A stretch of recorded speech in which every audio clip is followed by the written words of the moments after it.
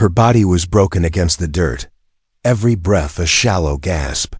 The explosion had thrown her into the trench like a ragdoll, shrapnel biting into her side, warm blood soaking through her uniform. The battlefield thundered with chaos, gunfire, shouting, the ground trembling beneath boots. She thought it was the end, but then a figure dropped beside her. A Navy SEAL medic, face sharp with urgency, eyes steady as steel.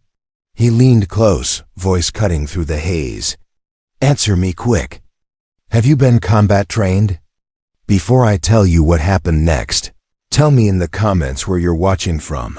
I love knowing who's listening." The world narrowed to his words. Combat trained. She wanted to close her eyes, to let the darkness win, but something inside refused. Memories clawed back. Long nights of drills, bruises hidden under sleeves, instructors demanding she push further than her limits. She forced her voice through cracked lips. "Yes, I have." The medic didn't waste a second. "Good, then. You're going to fight with me. Hold here, don't let go." He pressed gauze into her trembling hands, forcing pressure against the wound. "Stay awake, you've got this."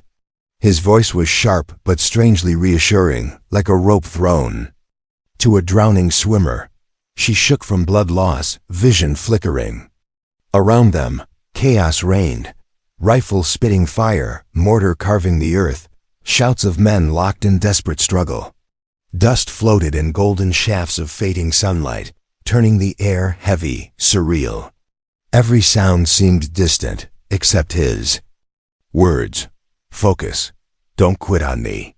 Her mind raged a war of its own. Part of her begged to surrender, to release the pain, to let the silence take her. But another part, stubborn and unyielding, clung to his belief. She remembered the drills. Pain is temporary, discipline is forever. Her breath steadied, not by much, but enough. Time stretched. The medic's hands worked fast, stitching under fire, commanding soldiers nearby to shield them. "Cover left flank. Push forward."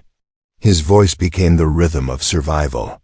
And somehow she matched it, each gasp of air in sync with his determination. She thought she'd never make it through that hour. She was wrong. When the gunfire finally faded and night pressed its cold hand over the valley, the battlefield fell eerily quiet. Survivors moved like shadows, gathering wounded, murmuring names of the fallen.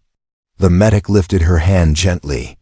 From the wound, the bleeding had slowed. She was alive, barely but alive. Word spread among the unit. Soldiers whispered that she hadn't just been saved. She had fought for her own survival with grit most wouldn't have had left. Some clapped her shoulder with respect. Others only looked at her with awe, as though she'd revealed a strength no one expected.